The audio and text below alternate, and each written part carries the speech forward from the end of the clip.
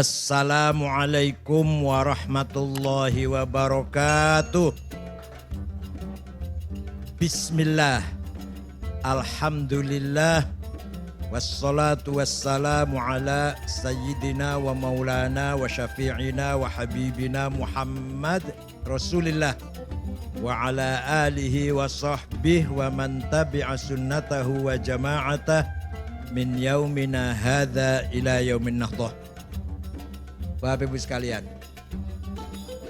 orang yang pertama kali membawa Al-Quran ke Pulau Jawa adalah Syekh Subakir. Syekh Ahmad Subakir membawa Al-Quran, diperkenalkan kepada Ratu Sima, Raja Kalingga di Jepara. Walaupun si ratu ini tidak masuk Islam secara eksplisit, tapi memahami kandungan Islam, yaitu Islam atau Al-Quran mengajarkan keadilan seadil-adilnya. Maka Ratu Sima, Kerajaan Kalingga, Jepara terkenal ratu yang paling adil. Dan masyarakatnya dipersilahkan, diberi kebebasan memeluk agama Islam. Syekh Subakir mempunyai tugas apa? Merantai, mengkerangkeng, mengikat makhluk-makhluk jahat yang ada di Jawa. Semua diikat dengan rantai, dibuang ke Laut Selatan.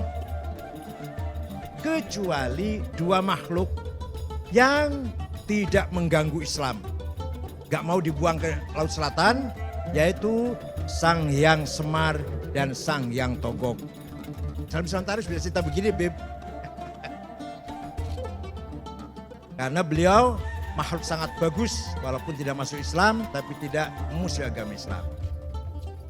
Ulama kedua yang bawa agama Islam terkenal adalah Syekh Ri'asuddin An-Nisaburi, yang terkenal dengan Mbah Wasil.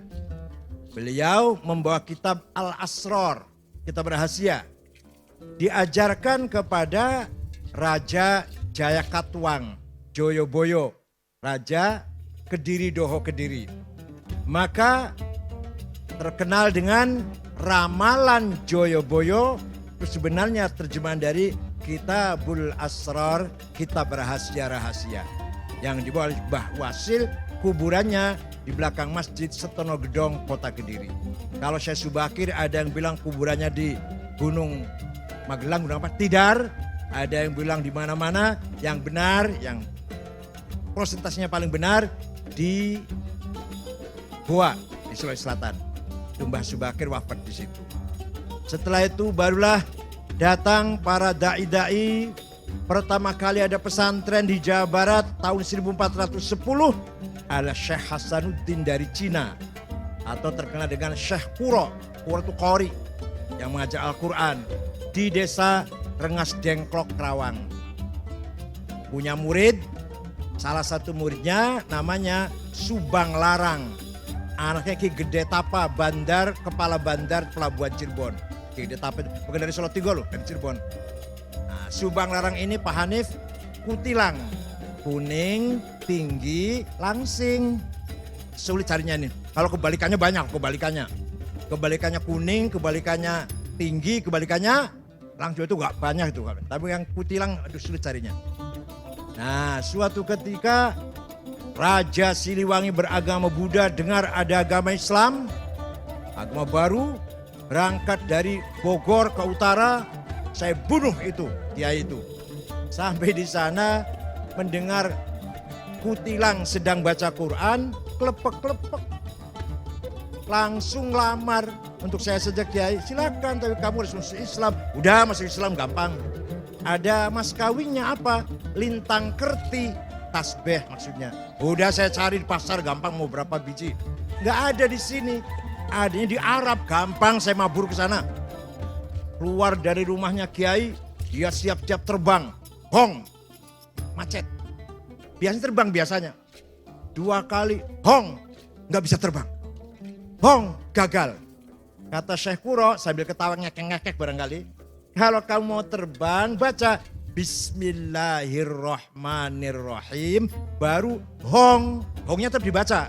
Bismillah dulu. Ringkas cerita, terbang, tidak lama datang bawa tasbih. Terjadi perkawinan antara Raja Pajajaran yang beragama Buddha masuk Islam, Prabu Siliwangi dengan Subang Larang. Tapi beliau Islamnya kurang betul-betul Islam, karena hanya ingin kawin kutilang saja itu.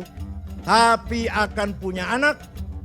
Pertama namanya Syekh Rahmatullah atau Sunan Rahmat Suci yang kuburannya di Gunung Godog, Garut. Yang kedua Syekh Somadullah yang terkenal dengan Ki Kuwu Sangkan.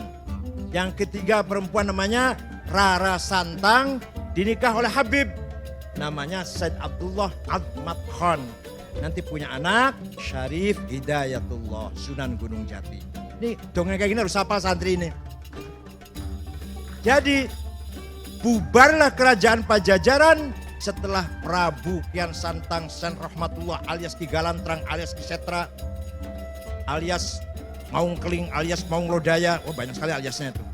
Menguasai kerajaan Pajajaran, semua masuk Islam kecuali Patih Pucukumun dengan suku Baduy di Malimping tetap agamanya Sunda Wiwitan atau Karuhunan yang menyembah Batara, Sang Batara.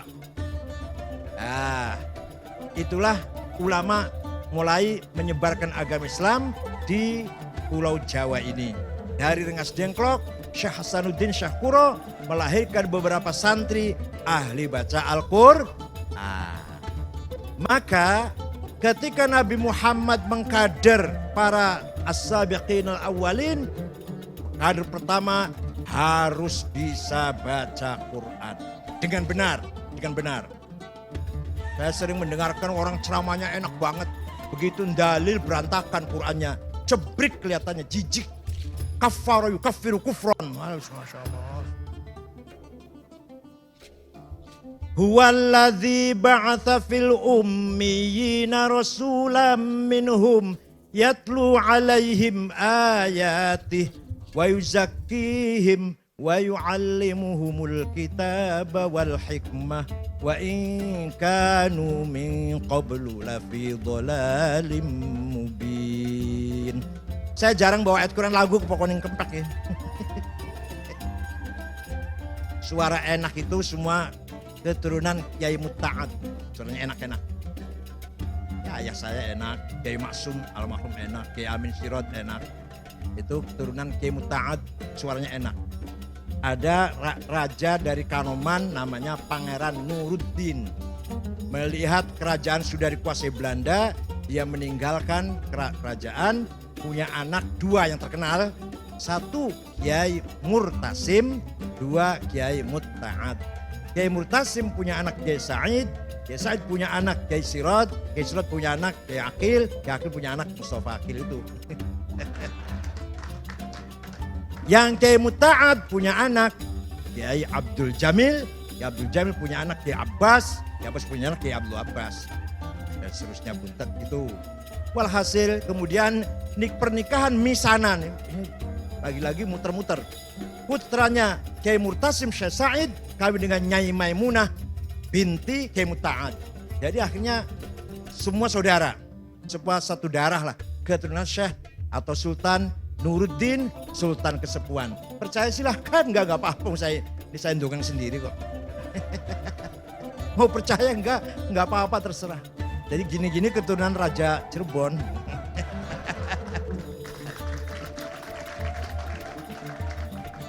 Itu kalau dari Kiai Sirot.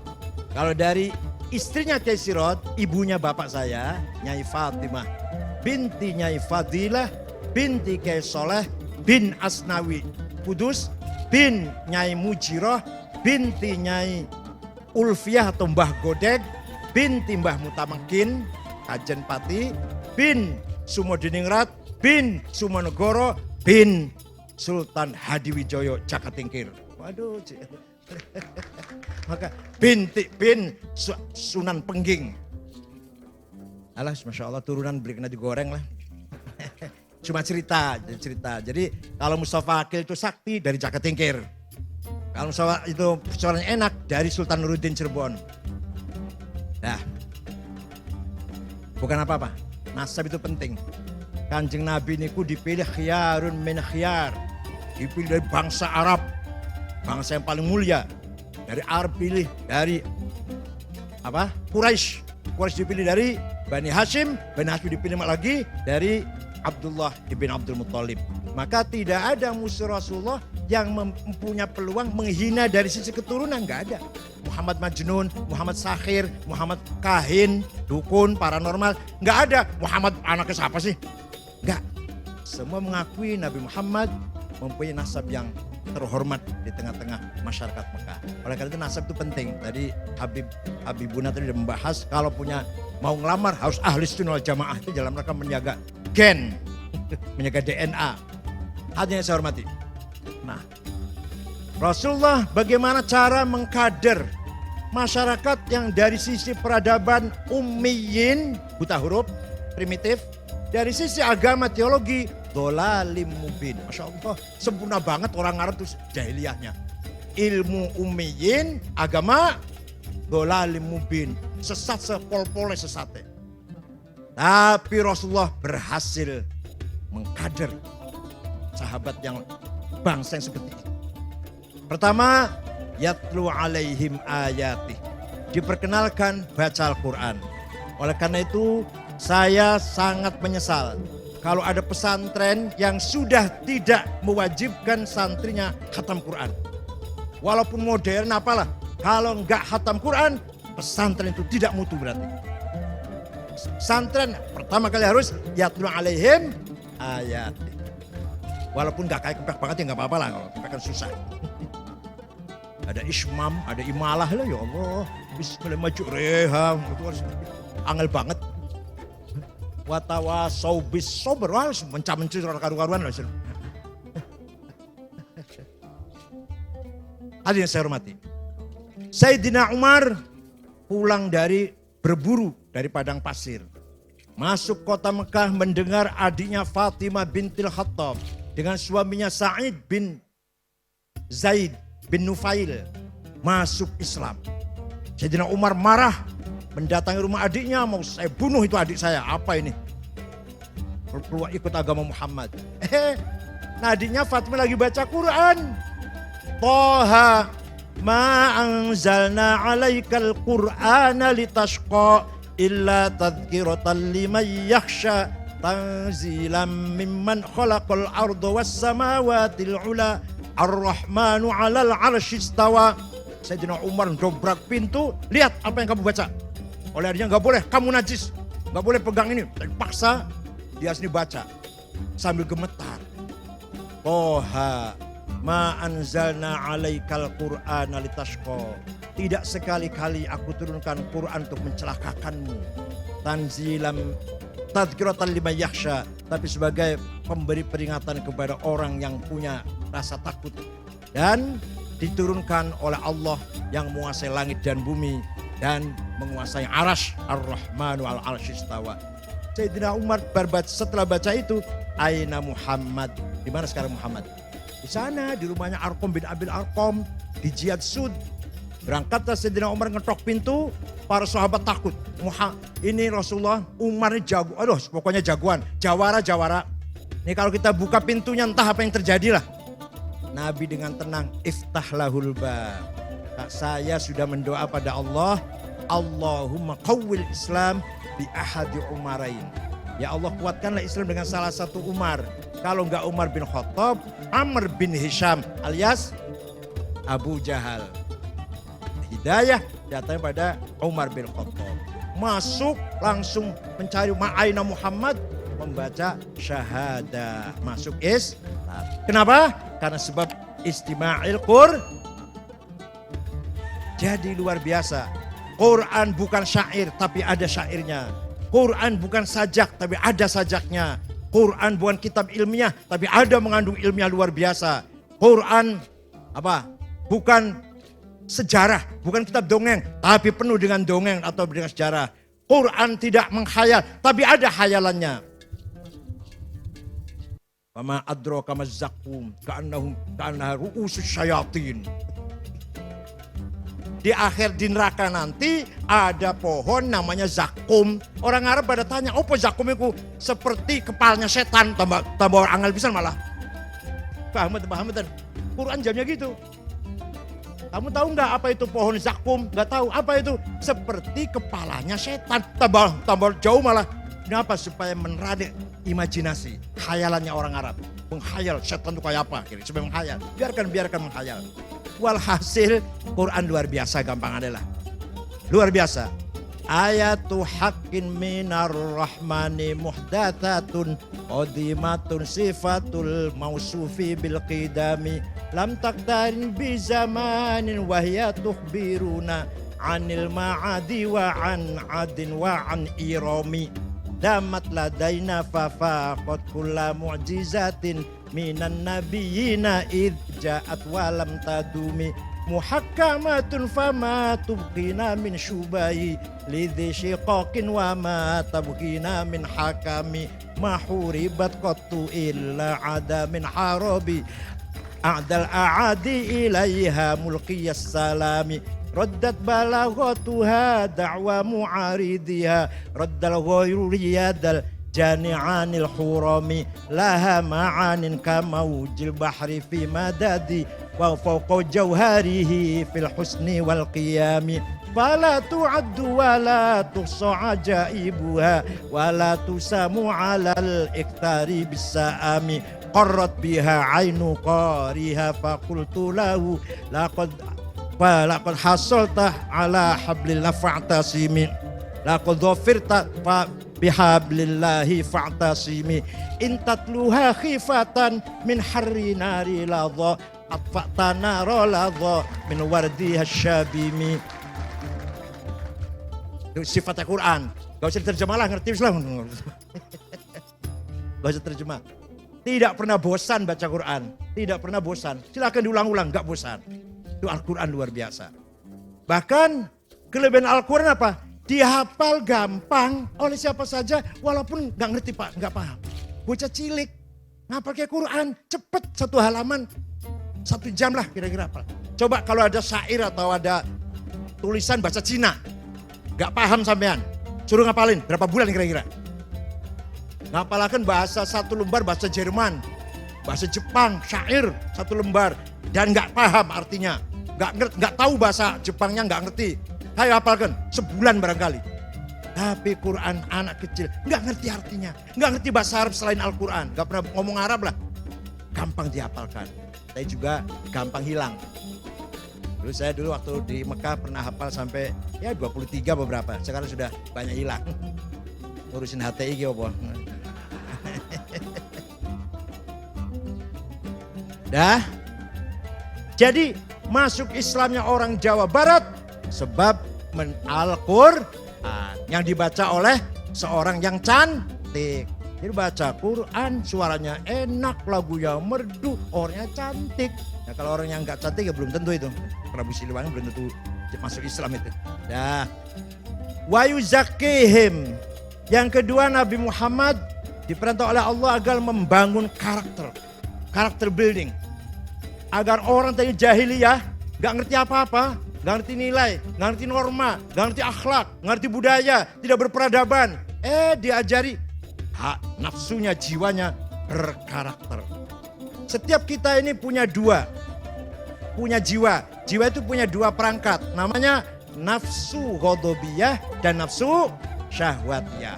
Saya harus jadi presiden, saya harus jadi bupati, saya harus jadi ketua PBNU. Ini datang dari nafsu ghadabiyah. Tapi kalau niatnya bagus, caranya benar, gak menyakiti orang, tujuannya ibtigha amardatillah, namanya bukan nafsu ghadabiyah, tapi namanya himmah. Apa? Kita harus besar himmah kita. Tahun 24 NU harus presiden. Itu. Bupati Cirebon sudah NU. Insya Allah nanti dilantik, insya Allah nggak lama lagi. Harus kita rebut. Luar biasa. Ini mumpung kita luar biasa mendapatkan wakil presiden yang nggak ngerti, ya orang nggak ngerti gimana lagi, Beb? Masa saya layani nanti sama-sama gobloknya nanti. Kiai Ma'ruf sudah tua, masih ambisi, tinggal matinya saja. Loh, ini goblok namanya orang nih. Kalau niatnya baik, caranya benar, tujuannya baik, bukan hawa nafsu. Namanya himmah. Muhammadun qaimun lillahi dzuhimami. Muhammadun tayyibul akhlaqi wasyiyami. Muhammadun khairu rus lillahi qatibatan. Muhammadun sadiqul aqwali wal kalimi. Panjanglah. Walhasil Nabi Muhammad pun orang yang himanya besar. Kalau himanya nggak besar, nggak akan sukses. Wali Songo himanya besar. Kalau nggak himanya besar, nggak akan sukses. Kiai Hashim, Kiai Wahab himanya besar.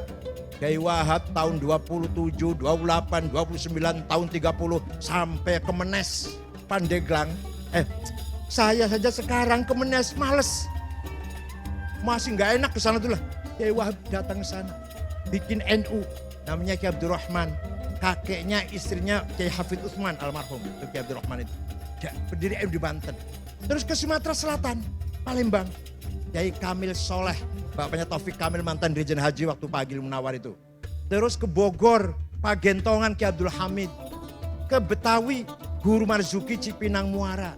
Ke Semarang, ke Cirebon, liwat. Ke Cirebon, Kiai Abbas Buntet, Kiai Amin Babakan Ciwaringin, Kiai Syatori Aljawinangun, Kiai Suja'i Segeran Indramayu. Ke Semarang, Kiai Ridwan. Ke Lasem, Mbah Maksum, bapaknya Kiai Ali Maksum, guru saya Rois Am. Dan ke Kudus, Raden Asnawi Kudus. Ke Cepu, Kiai Ihsan. Lombok Tengah, Kiai Faisal. Dan kiai-kiai yang lain. Kiai Wahab muter-muter tanpa proposal. Uang sendiri. Nah karena pergi-pergi waktu itu nggak bisa langsung pulang. Kalau saya sekarang ke Surabaya sore pulang bisa. Kemanapun bisa langsung pulang. Ke Papua pun pagi datang sana ceramah, sorenya pulang. Ki Wahab coba bayangkan berbulan-bulan, maka istrinya banyak. Sampai lupa jandanya. Suatu ketika naik kereta api dari Jombang, di Jogja ada perempuan naik, duduk di depannya. Lama-lama, aku kayak kenal kalau sampean ki. Lah nyong kalau bekas jenengan. Lupa, janda lupa. Jangan ditiru, jangan ditiru. Kalau ilmunya kayak Ki Wahab nggak apa-apa. Hadirin yang saya hormati, karakter, himmah, ya harus besar himmah. Nah, terutama pemangku pesantren, pewaris pesantren, jangan hanya membanggakan almarhum. Saya cucunya kiai, saya bapak saya kakek saya kiai besar, alim. Ente apa? Gombal, gombalnya apa? Lap, serbet. Mending serbetnya meja, serbetnya WC lagi, masya Allah. Bapaknya alim, kakeknya alim, lah kamu gombal, jangan sampai ini.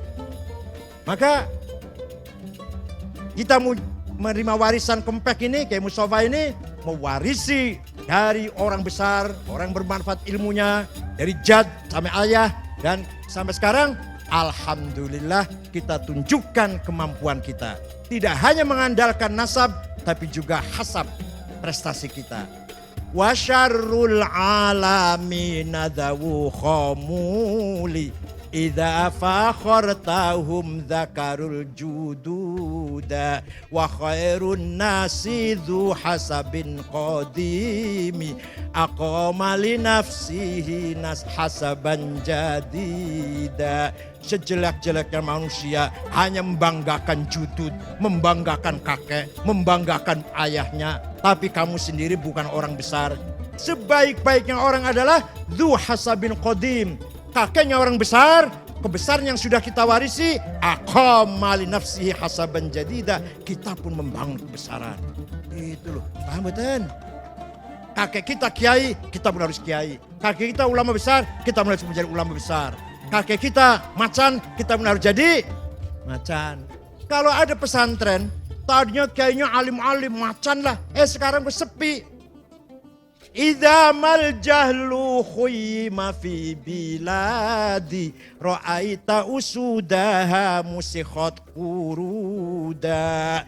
Kalau kamu lihat ada pesantren, tadinya kayaknya besar alim-alim, baca Fathul Wahab, baca Jamul Jami', sekarang kok sepi. Itu berarti macanya sudah jadi monyet. Ra'aita usudaha musikhat kuruda. Ya Allah. Hadirin saya hormati. Jadi himmah harus besar. Wallahi law wada'u syamsa fi yamini wal qamara fi yasari ala an atruk hadzal amr ma taraktu hatta ahlika duna. Demi Allah, seandainya mereka meletakkan matahari tangan kananku, rembulan tangan kiriku, agar aku surut dari perjuangan, tidak akan mundur.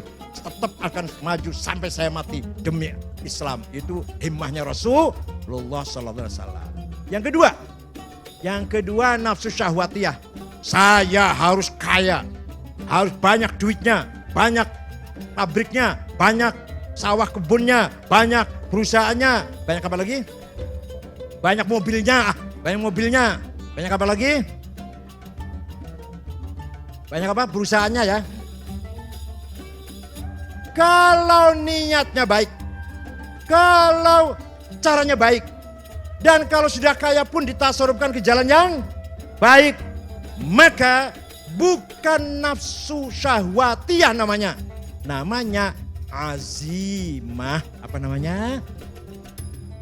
Maka kita harus punya azimah ini, santri ini. Saya harus jadi orang kaya. Itu loh. Orang kaya di Indonesia nomor 1 itu Budi Hartono. Yang punya rokok Jarum. Uangnya 35 miliar dolar. 1 miliar dolar 14 triliun. Sekalikan jadilah. Pengen hitungin dewek lah. 14 triliun ping 35. Hitung dewek lah karpet. Nomor 2 Eka Cipta Sinarmas. 18 miliar dolar. Ping 14 triliun. Karpet ngono karpet lah. Baru ada orang Islam nomor 6. Khairul Tanjung. Itu nomor terusnya bukan Islam lagi. Nanti ada Pak Yusuf Kala. Nomor 38 Haji Roshid. Nomor 40 Bayu yang punya Bluebird. Nomor 40. Kapan santri kempek jadi konglomerat? Masya Allah. Nomor 2 lah. Nomor 3 gak apa-apa lah. Ya Allah. Sayyidina Uthman kaya. Suatu ketika datang dagangannya 700 kontainer. 700 onta. Kalau dijual untungnya berlipat-lipat. Oleh Sayyidina Uthman tidak dijual. Disodakohkan. Orang kaya itu. Sa'ad bin Abi Waqqas orang kaya. Malah ingin menghibahkan seluruh kekayaannya. Kata Rasulullah, jangan. Kamu punya istri, kamu punya anak, ahli waris. Sepertiga saja. Karena sepertiga hartamu itu khatir. Kalau sepertiganya sampean, 3 juta mesti juta. Sepertiganya Sa'ad bin Abi Waqqas. Kalau uang sekarang barangkali udah ratusan miliar. Sudah cukup sepertiga saja yang kamu wakafkan. Siapa lagi yang kaya?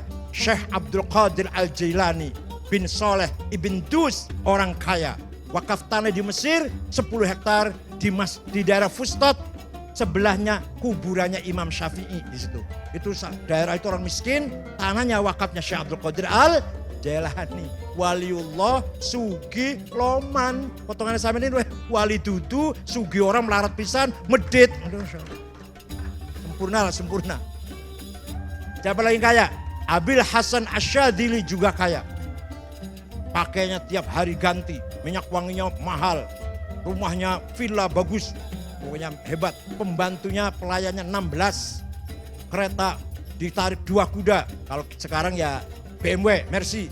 Kalau sekarang kan Avanza, Luxio lah, Grand Mark lah. Yang sakit semua nanti pinggang sakit semua naik itu. Syekh Abil Hasan Asyadili kereta tarik 2 kuda. Ketika ditanya, Syekh, panjenengan waliullah bahkan minal aqtabil arba'ah. Qadir Al-Jailani, Abil Asyadili, Hasan Rifai, Ahmad Badawi. Itu wali kutub 4. Sampean wali pakaiannya bagus kayak gitu. Terus kenapa? Kalau lihat wali yang lain kok pakainya cap gajah duduk, santrinya sarungnya. Bajunya koko, 2 minggu belum dicuci. Kopiannya hitam enggak, coklat enggak, hitam campur coklat. Sandalnya lili. Minyaknya misik. Nah tasnya itu bukan tasnya kayak Pak Bupati, tasnya mereknya Aigner, Ecolak, Delsi. Itu enggak, di pojok ada tulisan Musyawarah Majelis Ulama Kabupaten Cirebon. Tas bagian Musyawarah MUI. Terus gimana? Langgi, kiai-kiai lain kok miskin kayak nyemprul, tapi kalau panjenengan wali besar kok pakaiannya mewah. Libasi yakul, pakaianku bisa ngomong, pakaian saya bisa ngomong. Ngomongnya gini, Ayuhan nas, ana ghani fala tarhamuni. Saya kiai kaya, enggak usah kamu amplopin. Itu artinya. Tapi kalau kiai yang nyemprul, nah tadi itu pakaiannya ngomong, Ayuhan nas, ana fakir farhamuni. Maka kiai harus mentereng, style. Wah, minyaknya harus minyak minimal Bornain, itu 4,5 juta itu. Tahu apa? Sing murah ya, Bulgari 1,5 juta Bulgari. Aigner yang murah lah 1,2 juta. Dan misik 510 gram, Masya Allah. Sarung BHS, baju batik sutra, gitu lah Masya Allah. Tiap hari ganti, bolak-balik batiknya itu terus memalukan. Harus gagah. Nah ini Pak Bupati harus memikirkan kayak yang tadi itu. Dipikirkan kayak yang tadi itu. Rokoknya jarum coklat. Ngajari di musola, musolanya listriknya 5 watt. Tikarnya sobek, banyunya kosong, cibuknya bolong. Masya Allah. Masya Allah. Nah, mari kita bangun karakter kita. Harus punya himmah dan punya azimah. Ala qadri ahlil azmi ta'til azaimu wa ta'ti ala qadril kiramil makarimu fatakburu fi ainis saghiri sigharuha wa tasgharu fi ainil azimil azaimu. Segala hal tergantung kita. Kalau kitanya berhati besar, segala masalah kecil. Kalau kita berhati kecil, masalah semua problem besar. Fatakburu fi ainis saghiri sigharuha. Tapi kalau kita hatinya besar, watasgharu fi ainil azim idhamuha. Paham betul? Al-adhaim kecil semuanya. Kayak Gus Dur, kalau ada tamu datang, Gus, saya banyak problem Gus. Bisnis bangkrut, bertani gagal, istri cerewet.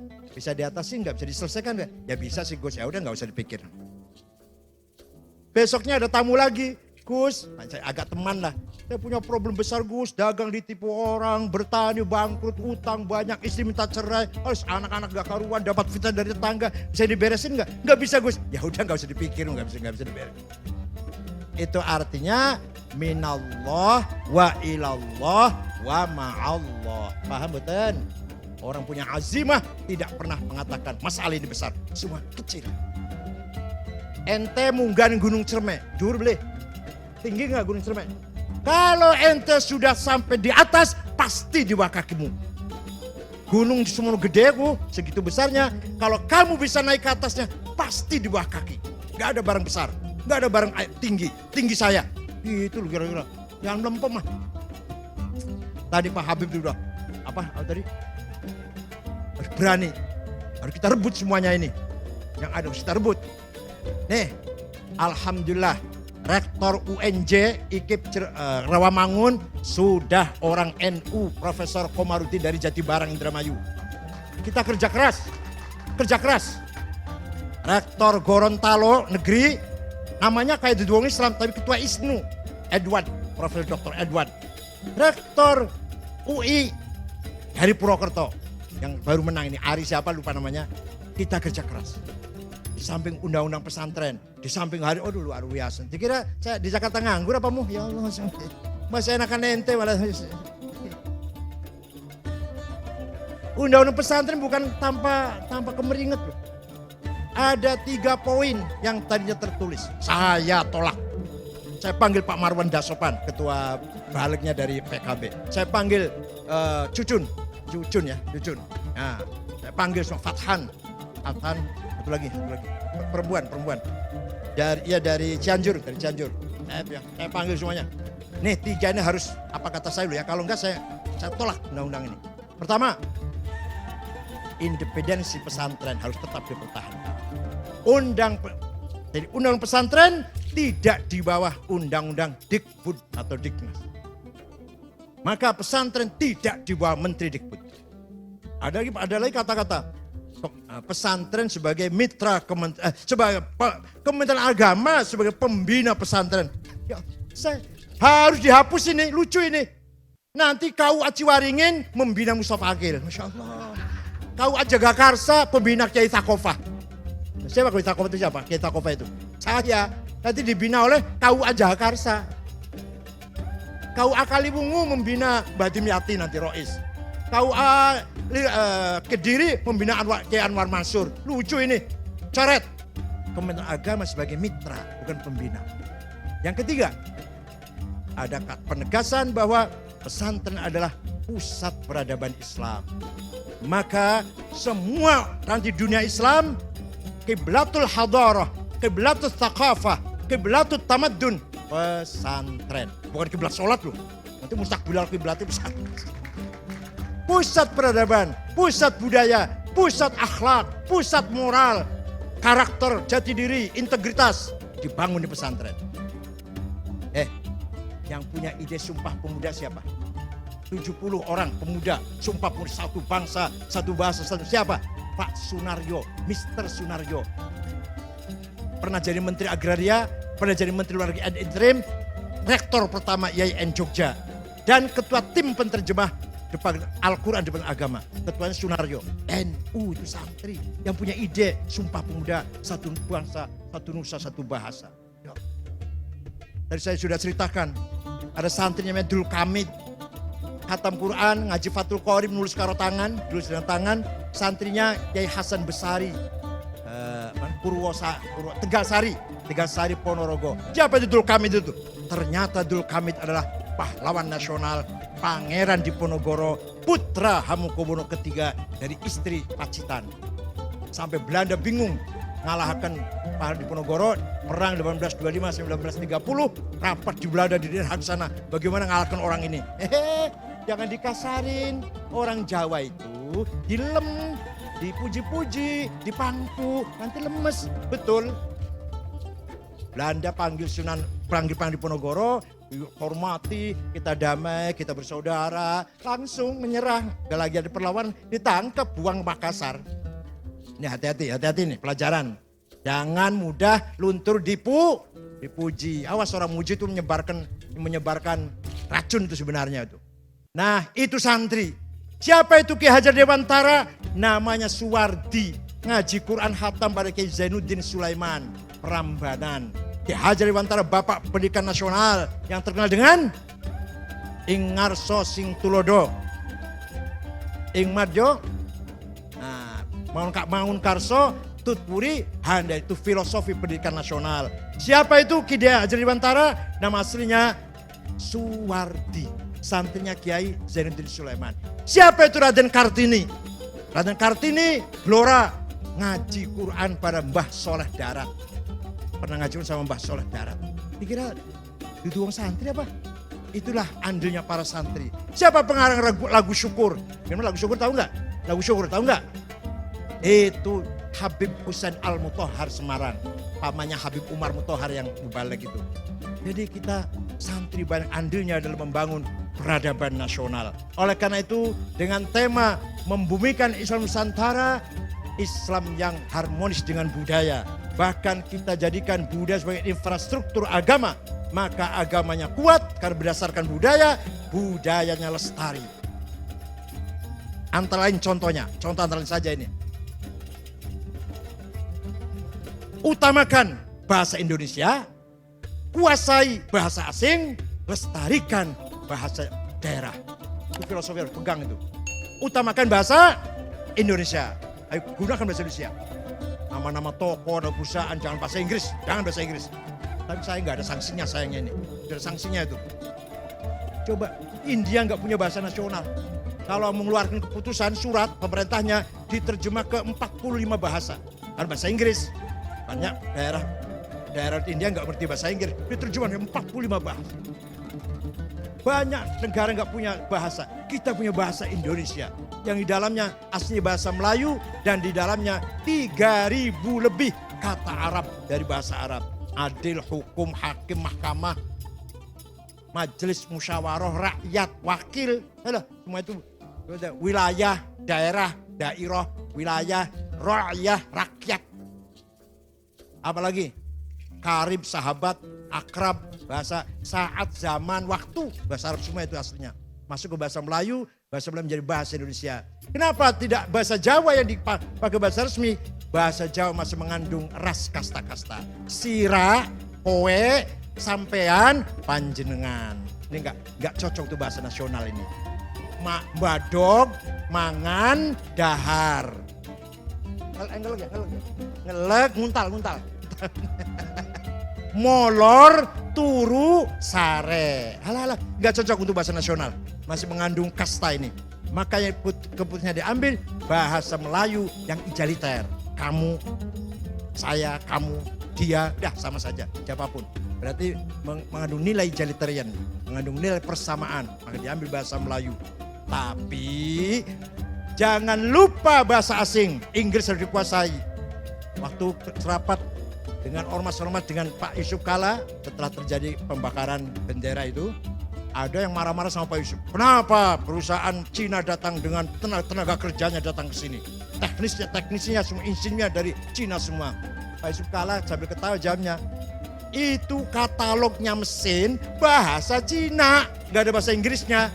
Yang bisa bahasa Cina jarang insinyur Indonesia ini. Maka harus teknisinya harus dari Cina. Salah siapa nggak ngerti bahasa Cina? Yang salah siapa itu? Itu antara lain mengapa banyak sekali teknisi ke Cina ini. Habib Fadil Al-Jilani qad hadar.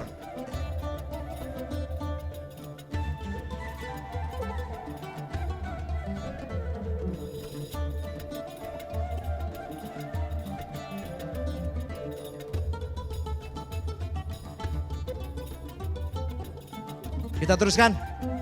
Setelah membangun karakter, maka baru wa yu'allimuhumul kitab. Pendidikan, transfer of knowledge. Ini luar biasa. Karakter dulu, akhlak dulu, baru ilmu pengetahuan, baru skill. Jangan dikira pesantren gak ada ilmu. Ada orang gak ngerti pesantren, dikira gak ada ilmu di pesantren. Saya tunjukkan, satu saja. Ada 2 nazom, tapi kayaknya kadang ngajarnya gak ngerti ya kayaknya, Masya Allah. Zaidut tawilul abiyadu ibnu maliki fi baitihi bil amsi kana muttaki biyadihi saifun lawahu faltawa bahadhihi maqulatun ashrun sawa. Kayaknya maknanya begini ngajinya. Zaidun utawi Zaid iku atawilu wonge doglong, al abyadu kulite putih, Ibnu Malik anake Man Malik, fi baitin jero umae bil amsi wingi kana mutaki tetongkrong, biadi saifun tangan nyekel golok, lawahu Zaid bengkokaken golok, fata moko dadi bengkok opo golok. Paham? Ini di pesantren diajarin nih. Tapi kayaknya kurang ngeh kayaknya. Ternyata ada kategori 10. Zaidun esensi, at-tawil quality, al-abyad quantity, Ibnu Malik relasi, bil amsi time, fi baitihi place, biadi saifun to have, lawahu aksi, faltawa reaksi. Masya Allah, kalau ngomongin saya enak ya. Kalau kayaknya nggak ngerti, Utaiman Zaid, iku wong putih, doglong.